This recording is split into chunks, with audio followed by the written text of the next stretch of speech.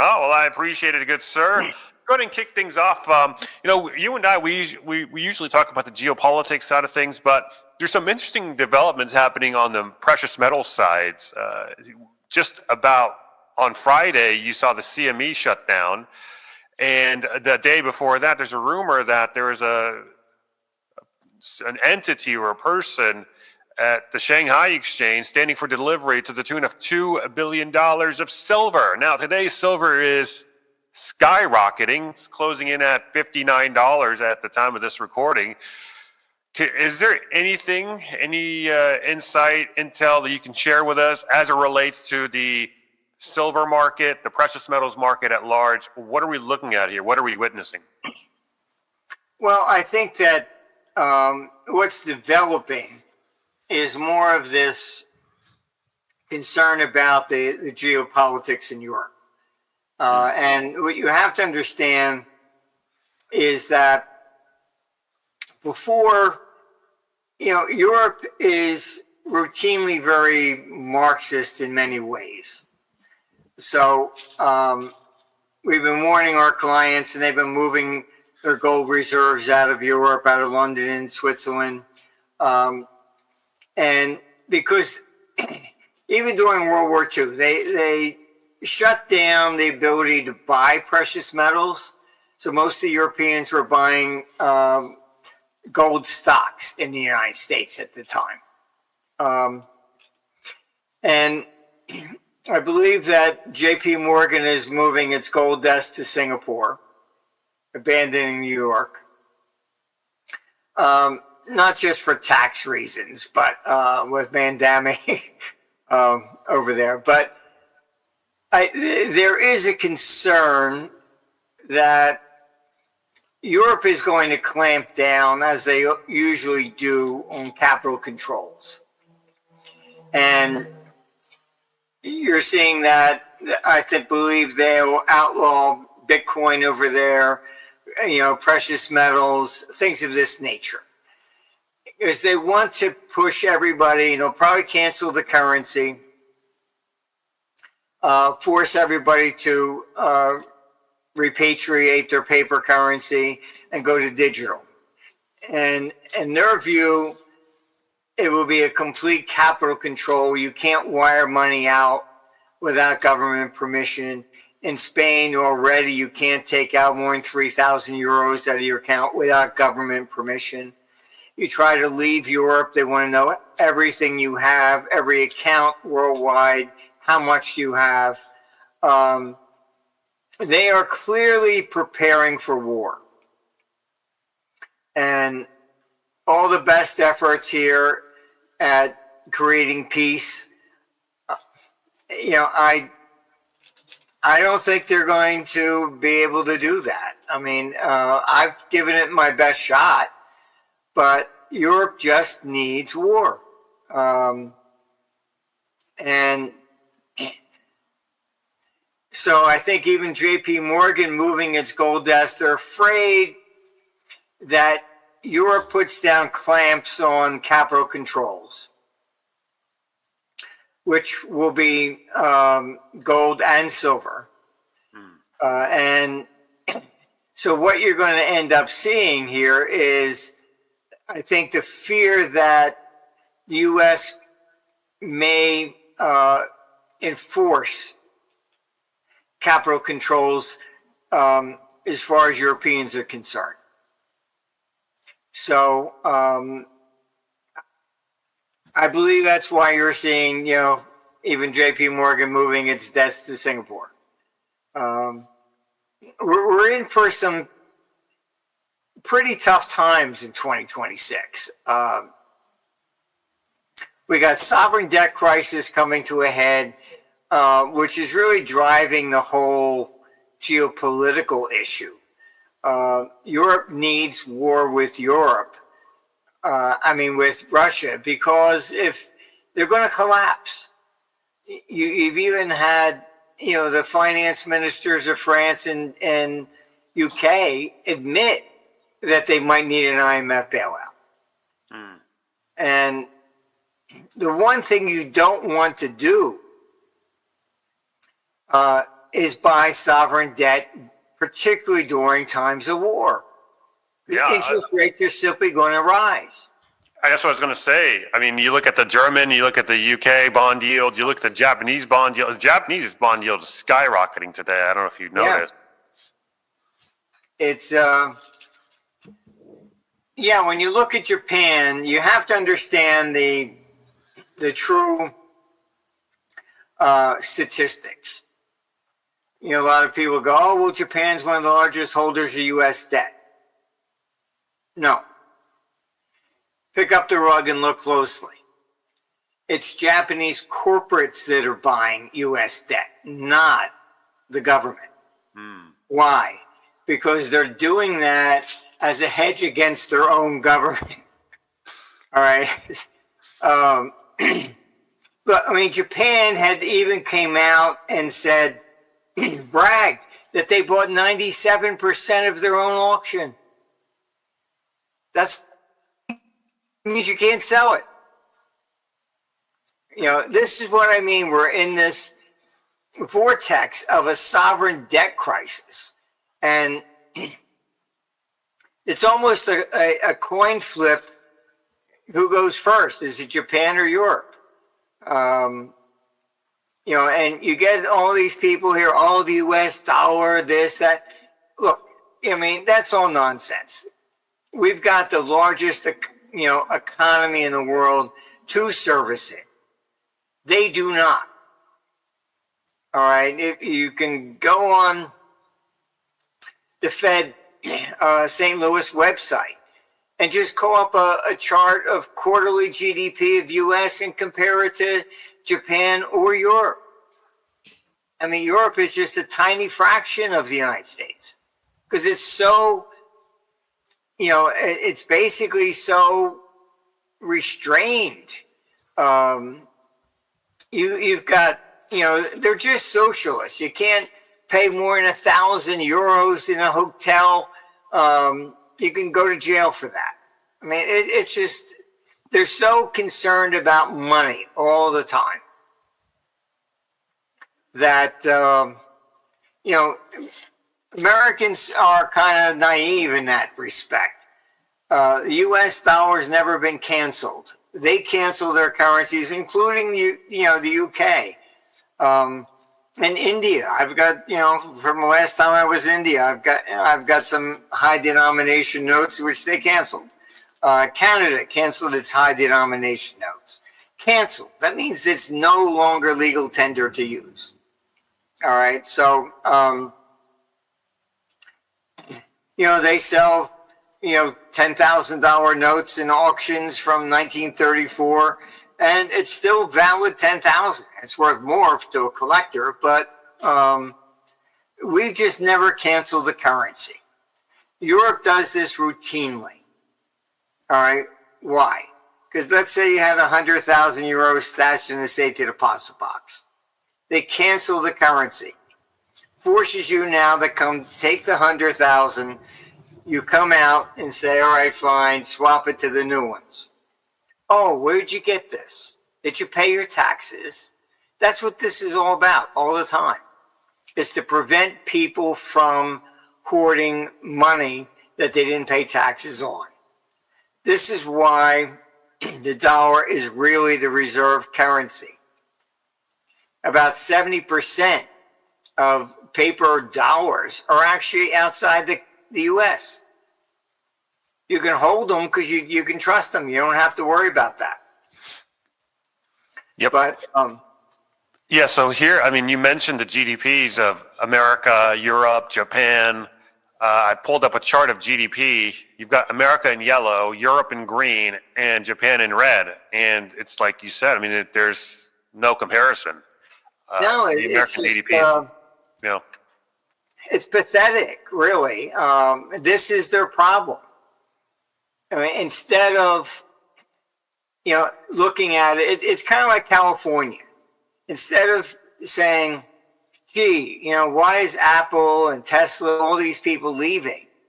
Well, let's punish them for leaving, right? And we'll put an exit tax in. Really, what you're looking at is they're not.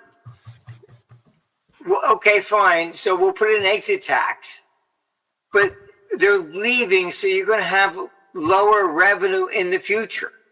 Yep. Aren't you like concerned about that? I mean, We'll get smaller. yeah. Look, when you get these socialistic politicians in power, they cannot see beyond the end of their nose. I mean, I was in Vancouver, and one of these really leftist economists, I was just dumbfounded. She actually said everything you earn belongs to the state.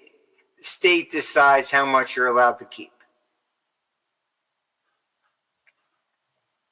I mean, what happened to freedom? I mean, we're seeing freedom of speech completely destroyed in Europe. It's just crazy. I had one friend that his son's got an argument with somebody there in Britain, and they said, actually said, you're lucky if I don't rape and beat your mother. I mean, this is what, these kind of threats. And then if you say something back, oh, you're a racist, and you go to jail. But they don't. What the hell's going on in Europe? Britain used to be the, English law, English rights. I mean, it used to be the pinnacle of the earth. It's now, forget it. Well, in a way, Europe's kind of gone through a brain drain themselves. I mean, because from what I'm hearing, a lot of high net worth individuals are being chased out of Europe, and I'm sure you've heard the same thing. So, in a way, you're siphoning off the productive members of society, and you're just left with everyone else. I was on the phone with Romania. They were ordered to take 100,000 migrants from the Middle East. And they think they can draft these people, give them a gun, and say, go kill some Russians. What are they? They're not, they're not there they're there for a free lunch. They're not defending Europe. The Roman Emperor Valens tried that very same tactic. He let the Goths in because Attila the Hun was coming, trained them, armed them. Then what did they do? They turned on Rome and they killed the emperor in battle. Yeah. Well, have you heard the latest from France, though? They just reopened voluntary service for 18 and 19-year-olds. Yeah. To me, it sounds like a tell. It sounds like it's the first step of maybe a draft in Europe. Because if you were to reopen the draft, you wouldn't do it all at once. You'd kind of finesse it in. Open up voluntary service. And the next thing you know, you've got a full-blown draft. Have you heard any intel on that? Oh, yeah. No, it's there. Look, I had one source that attended the Vienna Peace Conference. And when he left, he called me, he says, all this is about war, no longer about peace. Everybody was planning on drafting. So you're seeing it in Netherlands, Germany, France, Italy. I mean, they're all preparing to draft. I speak to people in very high up in France, and the same thing. They call Macron the petite Napoleon. These people, they think, when Trump made that sarcastic remark that, oh, Russia's a paper tiger, Ukraine, you can get all your land back, I can go get more. This is what the neocons are preaching over there. That Europe, can beat Russia with no problem, with one hand tied behind their back. And the numbers they're throwing out is NATO has 3.4 million soldiers against Russia's 1.5. However, what they're not saying, that 3.4 includes Canada and the United States.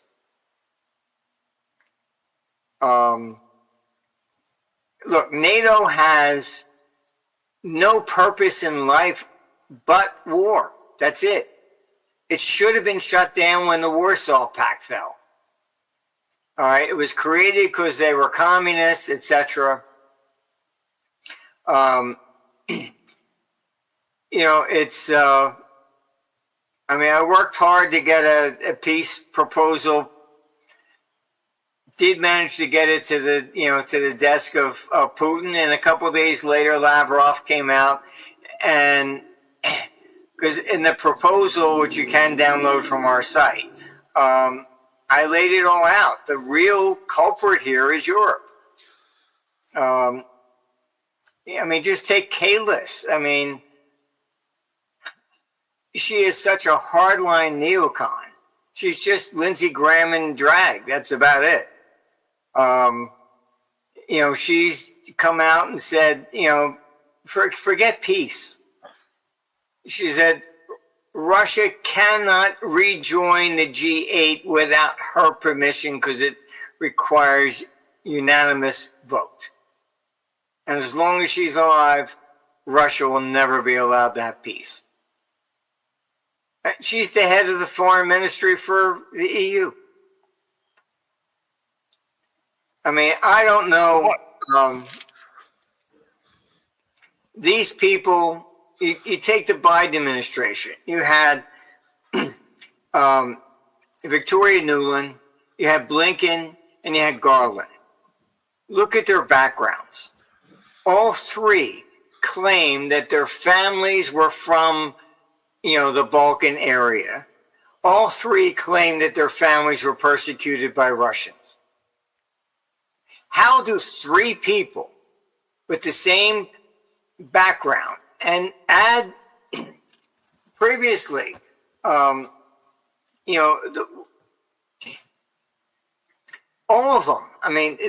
These people have weaseled their way into government to, in my opinion, wage personal vendettas, usurping American foreign policy. And this is what they do. They're not interested in peace at all. All they're interested in is war. And they want to punish all the Russians because of the days of Stalin. If you had to bet $1 here, Martin, do you anticipate this 20-point peace plan being a success or otherwise? I would say probably going to fail, mainly because of Europe. I have had discussions, and I can't talk a lot about it, but I can say a few things. I was told, look, when I was called in, everybody knows my position. So I was surprised. But I was called in, and they actually said to me that you're correct. We do not believe we will be in war with Russia. We believe the war would be with China. That's what I was told. So that's been the idea of peace between at least the United States and Russia is on the table from our perspective. We do not see this, desire for war from Russia's standpoint. Russia has no interest in invading the EU at all. There's absolutely nothing there to get. They have Yeah, to buy their energy from Russia. They forget their gold reserve. There's nothing there of any value. yeah. I mean, look, we're closing in on 3 years of the Ukraine war. It's been 3 years of bloodshed, meat grinder, and all they've managed to take is what, a few miles of Ukraine. Now they're expected to invade all of Europe. Look, we had, you know, employees in Donetsk and also in Kiev. And when it first started, Putin's tanks went right up to Kiev, but they were just sitting there. I was concerned. I said, look, I'll send a private jet, get you the hell out of there. He said, no, not necessary. I said, what's going on? They're just there for show. So if you go back and you look, there was a long column of tanks. He could have taken Kiev right then and there. It's never been his objective. His objective was to basically protect the Russians in the Donbass. That's it. All right. So he never wanted to conquer all of Ukraine. If you want to do something like that, you do a military tactic like we did on Iraq. You take out all the power grid. You take out the water. You take out the communications, everything. All right. And then they fall. He didn't do any of that. He is basically, he called it a special operation, and that's what it was. So, and we're the ones that started the war. I mean, there's from the very beginning, and that's what I put in the report. I said, look, you had John McCain standing in Maidan, overthrow your government, we're with you. John McCain, I met, shaking hands with him, you felt like you needed a shower afterwards. He was just the grandfather of neocons. Personally, I think because he was captured and turned into reading anti-American stuff online, like, Tokyo Rose or something. And so I think that turned him into a neocon that he wanted to punish anybody that was communist at some point because they broke him. I don't know any other explanation for it. So Marty, you mentioned some of the higher ups that you're in contact with telling you that the war is not with Russia but with China. Right. What's the rationale behind going to war with China, and do you agree with that rationale? I think basically it's not that they want to. They believe that China is on an expansionary projection, reestablishing the Silk Road.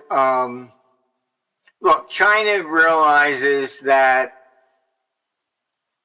it will replace the United States as the financial capital of the world. The financial capital always moves. It was with Babylon, then it went to, Athens, and from Athens it went to, Rome, etc. Spanish had it for a while. They lost it to the Germans lost it to the Dutch lost it to Brits, the Brits lost it to us. Okay, so there's a long history of, basically it migrates largely whenever the government ends up getting to the point of it loses sight of the people. And, this idea of socialism sounds nice, but it only puts more power in government's pocket, not anybody else's. I mean, I was involved in the tax reform movements back in the 90s. I did a report, which you can call down off of our report. I was working with Dick Armey and Bill Archer at the time. I testified before Congress on it. And that was the flat tax era and all that kind of stuff. I debated Steve Forbes and Governor Florio at Princeton University on it. And Democrats are just, they're diehard, always want to punish anybody who has more than them. That's basically what it is. I argued with Governor Florio at the time. I said, you people want to pretend you're magnanimous because you hand back refund checks at the end of the year. I said, you're borrowing from the very poor and you don't even have the decency to pay them interest. And he had no, when he realized what I just said, he was like, oh shit, I never thought about that. But so, let me steal $100 out of your pocket and then here, I'll give it back to you. And am I such a great guy? This is what they do. If you don't pay your taxes on time, they want 20% interest, penalties, all this kind of stuff. If they don't pay you, zero. Why is Howard Lutnick now kind of walking back some of the tough talk about trade between the U.S. and China when it comes to the chips manufacturing? It seems like he's walking some of this stuff back a bit. What's the intent there? Hey guys, quick pause from the podcast, but this is something I feel is really important to let you in on. Back in 2020, before I even started this channel, I was looking for an edge, a way to find the big opportunities most investors never even hear about. That's when I found Capitalist Exploits Insider. From day one, it felt like I suddenly had my own team of world-class market pros working for me, digging up trades all over the world, doing the deep research, and handing me ideas that had massive asymmetric upside. Stuff that I would never even think about. Since then, my gains with them have blown past the S&P and the NASDAQ, and it's honestly the single best newsletter I've ever subscribed to. And that's not me blowing smoke, that's for real. I've interviewed their publisher, Chris McIntosh, more times than I can count. In fact, my latest conversation with him is linked in the description box down below if you want to check that out, as well as the pinned comment. And every time, I'm reminded why I've stayed a member for years. Right now, they're offering a special $1,000 discount on the Insider subscription, but it's only for Capital Cause and viewers, so you're only going to get it by clicking the link down below in the description box or the pinned comment. You're not going to find this anywhere else. Click the link, lock it in, and start getting the same game-changing research I've been using since 2020. So basically know that China is on more of an aggressive path.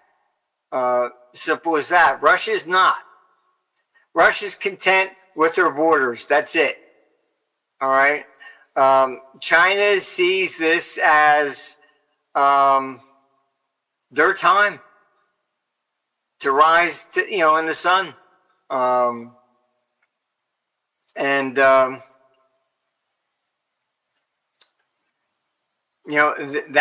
Look, China is different. When I've done seminars through Europe and America, I always had to explain what cycles are, how they function, etc. When I go to Asia, never had to discuss that. It's part of their religion. And that's what I mean. They know the cycle for them is turning up. They know it's their time. And it's not that they are rising all by themselves. It's the decline of the West. Europe is committing economic suicide. My criticism of the United States is not the level of debt. This is what people get wrong. 38 trillion, it could be 100 trillion. That doesn't matter. what matters is, as long as there's confidence and there's still somebody in line and they're buying the new debt to pay off the old, then it works. The problem we have is that ultimately you're in this Ponzi scheme. And the default comes when you can't sell the new debt to pay off the old. That's when it all comes crashing down. So it's not a fixed level of debt. It could be 20 trillion, it could be 100 trillion. It's a question of when that confidence shifts. All right. But there is no evidence from history whatsoever, all right, that any country that has engaged in this Ponzi scheme of having to sell new debt to pay off the old has ever survived. It always comes crashing down. All right. Europe. As you know, I was one called in to help create the euro. I said, look, it will never compete with the dollar. You have to consolidate the debt. But it was Herman Kohl, before he died, and you can even look it up, he said if he allowed the German people to vote to join the euro, he said he would have lost 7-3. So he didn't allow the German people to even vote. He took Germany into the euro unilaterally. That was it. So what he did, he knew the German people would be upset that if there was a consolidation of the debt, that they would be paying off the debts for Greece and Italy, etc. So he insisted he will take Germany into the euro to create it, because it's 25% of the euro. All right. But his term was no consolidation of the debt. I warned them, and this is 98. All right. I said, look, this is going to fail. All right. As a fund manager, I could pick up the phone and say, buy me $50 billion worth of U.S. treasuries. No problem. Deepest market in the world. Europe, I can't do that. I still have to make the same decision as if the euro didn't exist. Do I want Germany? Do I want Italy? Do I want France? Nothing changed. All right, this is what I was told in 98. They didn't disagree with me.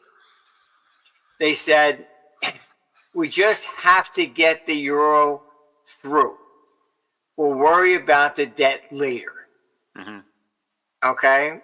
It's now 2025. All right. They still haven't dealt with it. And now they're going into war because it's crashing down on them. Look, I've been dealing with any foreign exchange crisis. I'm the one that gets called in. I think it all started with the first bank that failed in 1974 with the floating exchange rate. They lost about 10% on a move in the Italian lira, Franklin National Bank. I was asked, you understand this currency stuff. Would you come take a look at this? They don't teach this stuff in school. One guy, oh, well, he's a self-taught economist. Yeah. Okay. Are you teaching hedging, foreign exchange, floating exchange rates in school today? I was actually asked by one of the top 10 universities, would I come back and teach? I said, no. And I asked them, I said, why are you even asking me? They actually admitted to me, we know what we teach doesn't work. I said, well, that's the first step. I mean, they're still teaching Keynesian economics. It's absurd. I mean, when he came up with the idea in the 1930s, U.S. had a balanced budget. This is why I get called in by central banks all over the place. Okay, you want to stop inflation? Let's raise interest rates. And now you have empirical evidence that it doesn't work. I mean, you've got all this history to look at. Like back then, it was all theoretical. Like it was still like a theoretical thing. Today, you have the backlog of economic history since then to confirm or invalidate the thesis of Keynesian economics. Well, look, how can you raise interest rates to stop inflation? Does anybody in Congress say, oh, gee, the Fed wants us to spend less. Let's cut our spending? Never going to happen. All right. They were the biggest, borrower in the room. So there's the central bank has all the central banks, they've simply lost any idea of how to control the economy. It's gone because of these theories. And look, politicians are always going to act in their own self-interest. This idea of socialism, all right, fine, you had all, when I was in high school, I was given Galbraith's The Great Crash. All right, I had to read that. Then I realized I came across Herbert Hoover's memoirs. So everything I was taught in school was a lie. Galbraith was nothing more than a socialist. He didn't even mention the fact that just about all of Europe, South America, and even China, including Canada, defaulted on their debt in 1931. 9,000 banks went down. Okay, this was not stock speculation. Are we looking at something similar today that could potentially transpire? Yeah, look, that's what made the 07 to 09 recession the Great Recession. All right, you can take the stock market down 50%, 90%. You don't affect everybody in the country. Take down the debt market, you do.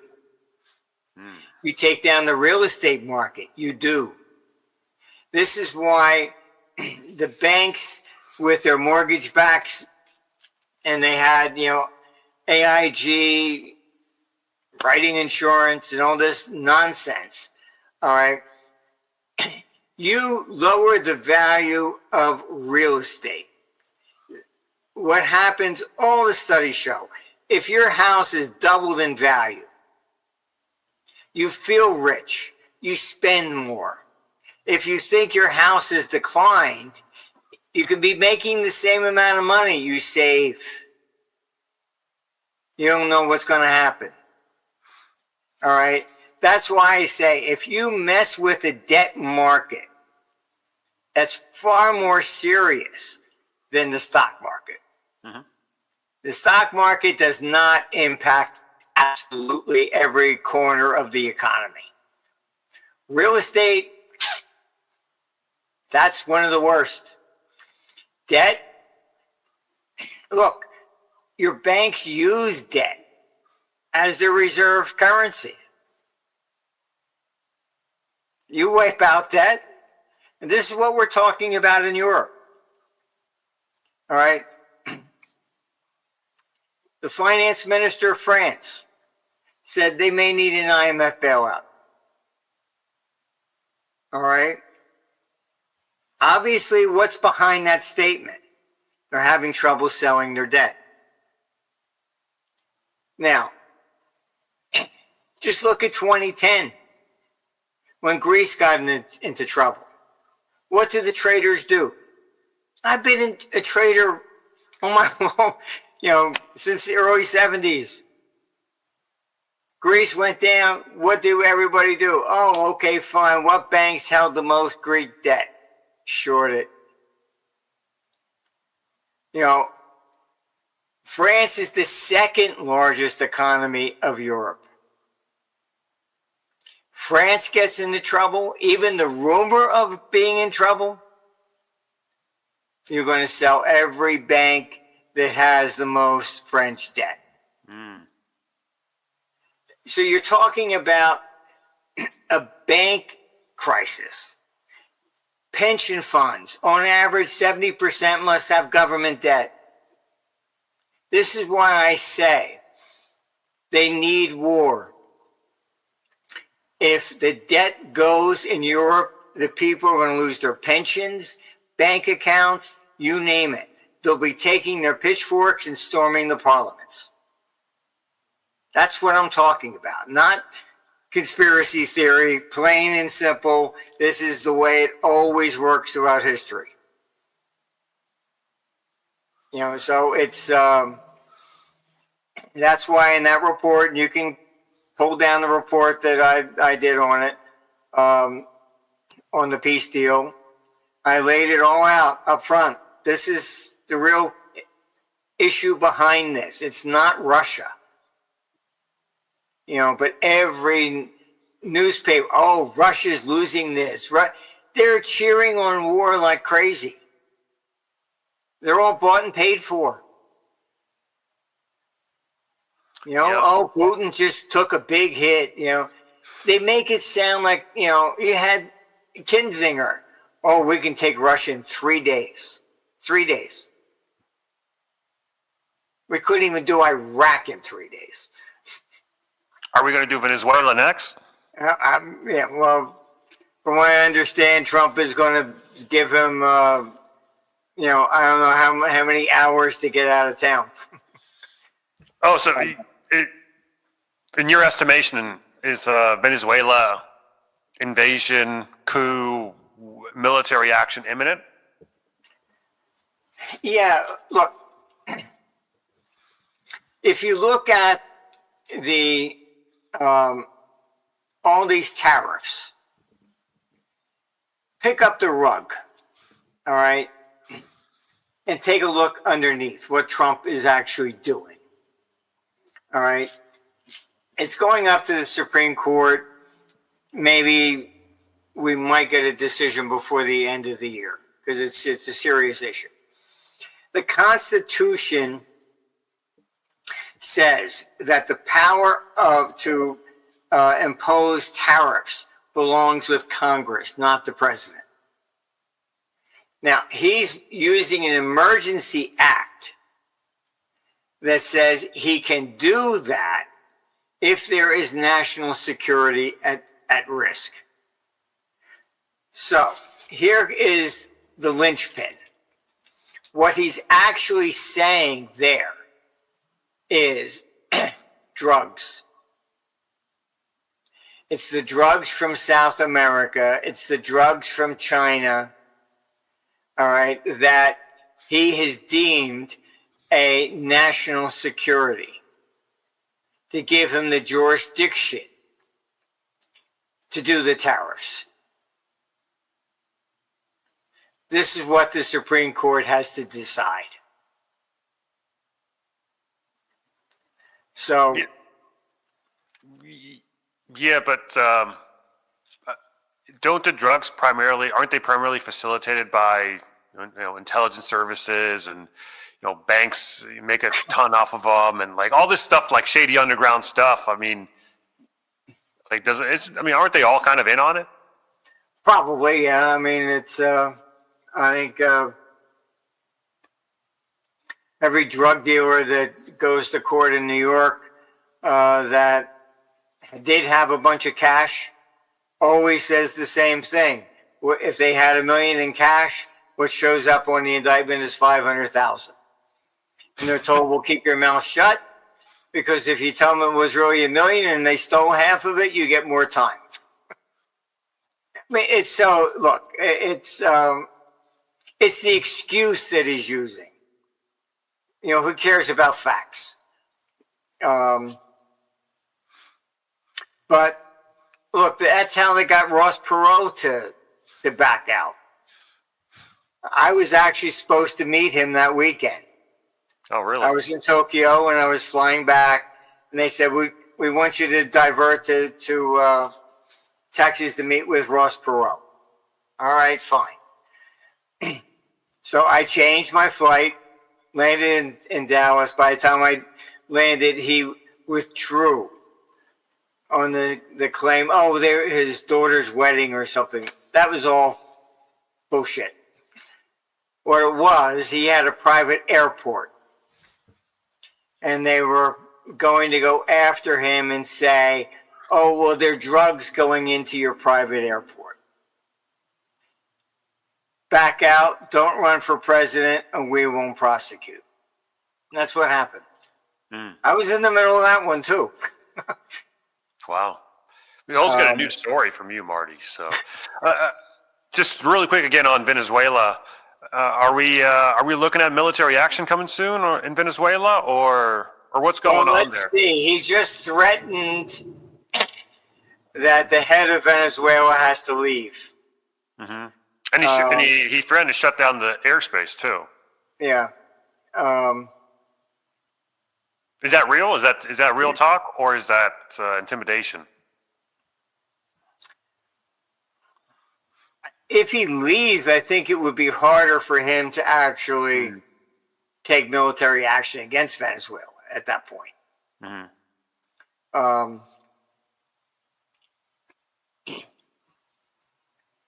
Look, this is,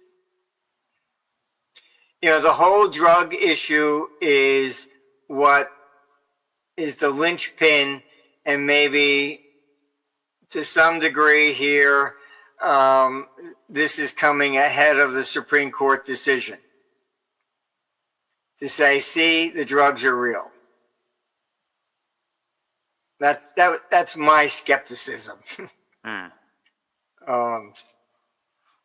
Because I just understand that they needed that. He's using his emergency statute. And in order to do that, there has to be a national security interest. So that's where it ties in. Yeah. So he was accusing China of fentanyl and et cetera, and same thing with Mexico and Venezuela. So that gives him the justification for tariffs.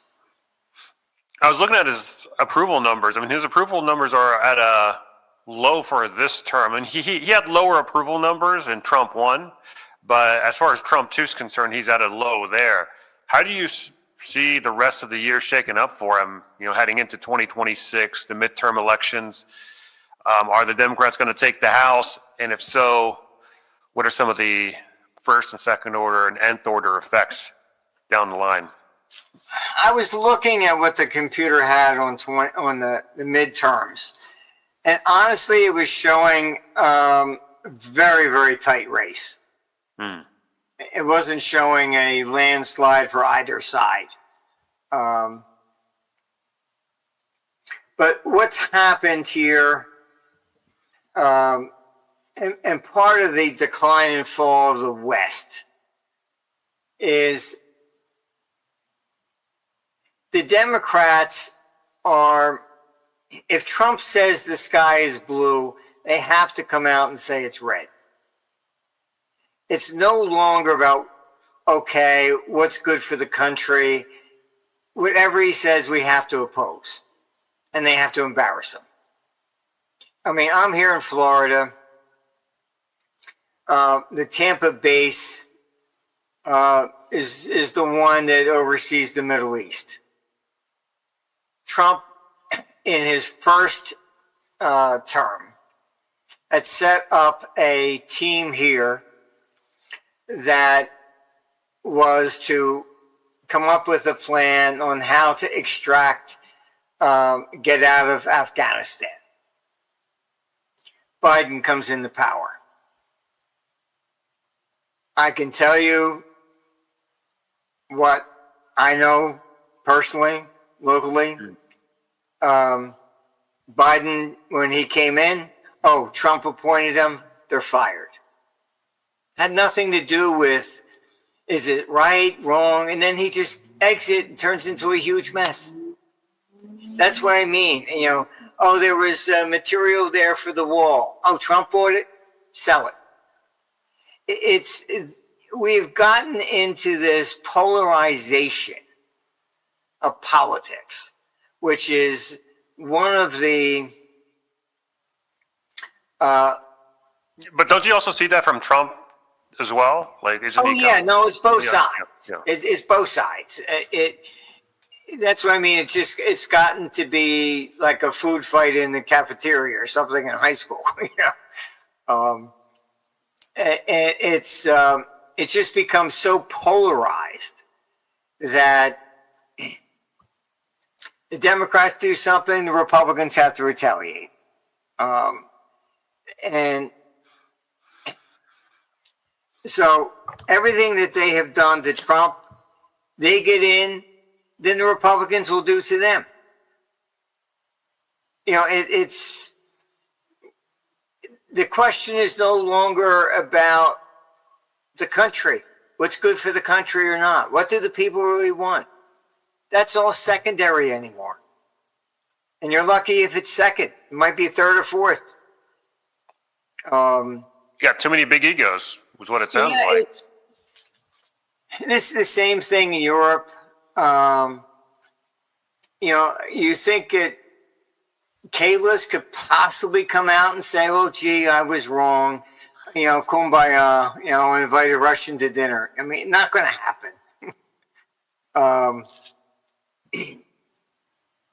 It's just so entrenched that after 2032, and I don't see the West lasting much beyond that, Europe will break up, go back to the independent, countries. You even have Merz now from Germany criticizing the EU on this migrant policies and stuff. But this is traditionally the problem with government. You can see it. Look at Russia. Lenin creating the Soviet Union. It was actually to be modeled on the United States, that each republic would retain its sovereignty and could, exit if they so voted. And he wrote a letter warning, do not let Stalin succeed me. And many Russians think that Stalin even poisoned Lenin. Stalin gets power. What did he do? Reversed everything, usurped all the power. This is what happens when you get a centralized government. They no longer worry about local customs, things of this nature. It's one size fits all. And it's tearing Europe apart. Like I've said before, 3 years ago when I would say that Europe will break up and go back, and it was really, now all I get in podcasts throughout Europe is like, when we've had enough. So you can see it changing. Romania, we're getting into legal persecution. And you can read a book, John Stuart Mill's On Liberty, published in 1859. This is the problem. And he said, we have yet to free ourselves from the stain of legal persecution. But they did to Trump for political reasons. France doing it to Marine Le Pen. Pakistan through the previous president in prison. Bolsonaro in Brazil. Romania. Oh, the guy that won the election. Well, we think that he was listening to Russia, so they're charging him. Oh, so he can't run.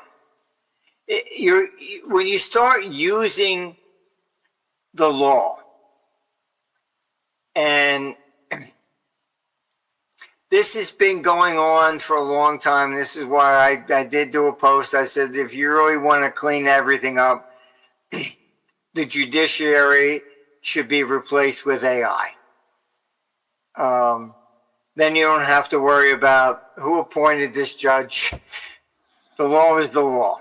All right. I mean, you look at, Trump was charged in New York. That judge, I mean, they belong in prison. His daughter is like connected with Camilla. I mean, come on. Yeah. It just gets to be absurd. Well, speaking of AI, I want to get your thoughts on anything that you